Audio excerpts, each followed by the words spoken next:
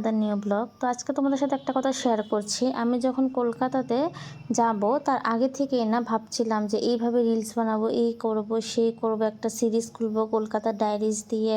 তারপর কি যেই যে জায়গাতে ঘুরেছি সবগুলো আলাদা আলাদাভাবে ব্লগ করব, ব্লগ করে তোমাদের সাথে শেয়ার করব। বাট কলকাতা যাওয়ার পর সব শেষ, আমার সব প্ল্যান চপাট হয়ে গেছে।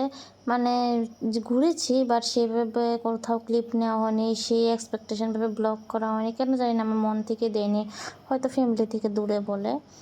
তো আজকে তোমাদের সাথে সেটাই একটা শেয়ার করছি। তখন আমরা গিয়েছিলাম আলিপুর চিড়িয়াখানাতে। তো আলিপুর চিড়িয়াখানারই কিছু ক্লিপ তোমাদের সাথে শেয়ার করছি, বা কী কী করেছি, কী কী কেমন ছোটোখাটো ক্লিপ তোমাদের সাথে শেয়ার করছি, যতটা পেরেছি ততটা দেখাচ্ছি তোমাদের সাথে। তো চলো তোমরা আমার এই ব্লগটার সাথে কন্টিনিউ করো অ্যান্ড চলো। প্রথমে আমরা দেখে নিলাম জিরাফ, যেটা ভীষণ সুন্দর ছিল, আর তার দোড়াকাটা গা যেটা একটা হাইলাইট করছিল। তারপর দেখে নিলাম একটা বন বিড়াল, আর তারপর কিছু পাখি দেখলাম যেটার নাম আমার মনে নেই। তো এখন দেখছি আমরা, তারপর ছিল হরিণ, আর হরিণের পর ছিল কুমির। আর বিশ্বাস করবে না, আমি আধা ঘন্টা ধরে দাঁড়িয়েছিলাম, আর কুমিরটা যে পজিশনে হাঁ করে আছে না, সেভাবেই আধা ঘন্টা ধরে হাঁ করেছিল। তারপর মানে আমি ভাবলাম যে এটা হয়তো নকল কুমির বা মাটি দিয়ে তৈরি, বাট না, এটা রিয়েল। মানে আমি ভাবছি কী করে এতক্ষণ সেম পজিশনে থাকে, ভাবো তোমরা, জাস্ট মানে ভাবো তোমরা, কি বলবো আর।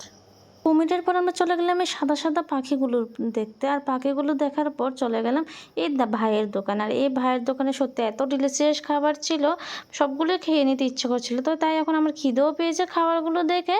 তারপর আমি একটা পিৎজা নিয়ে নিলাম।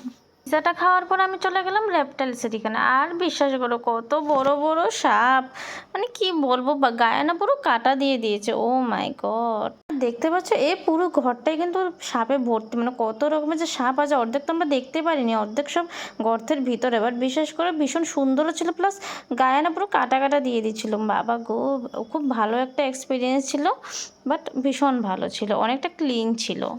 তারপর চলে গেলাম আবার পাখিদের দিকে। আর এই রেড কালার পাখিটা দেখো তো কি সুন্দর না বলো, পুরো এই জায়গাটাকে হাইলাইট করে রেখেছে, কি সুন্দর লাগছে তাই না বলো। এইবারে দেখো এই ব্লু কালার পাখিগুলো, বিশ্বাস করবে না, আলিপুর চিড়িয়াখানার এক একটা থেকে এক একটা পাখি না ভীষণই সুন্দর। দেখো তো এই পাখিটাকেও কত সুন্দর।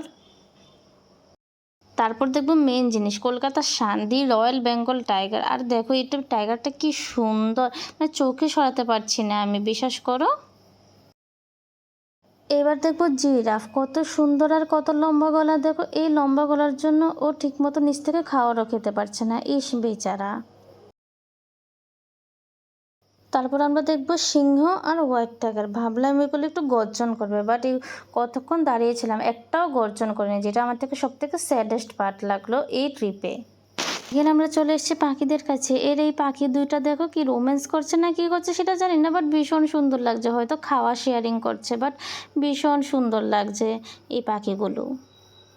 দেখবো ময়ূর নাচ। আর সে আলিপুর চিড়িয়াখানা পাখিদের কথা বলেই লাভ নেই, ভীষণ সুন্দর সুন্দর পাখি আছে। তো দেখো ময়ূর নাচ, কোনো বর্ষা নেই, কিছু নেই, বাট কত সুন্দরভাবে ময়ূর নাচ করছে, মানে দেখে পুরো মুগ্ধ হয়ে গেছে, এত সুন্দর এই দৃশ্যটা।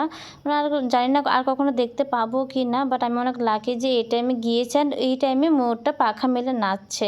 বিশ্বাস করো ভীষণ সুন্দর লাগছিলো, ভীষণ সুন্দর।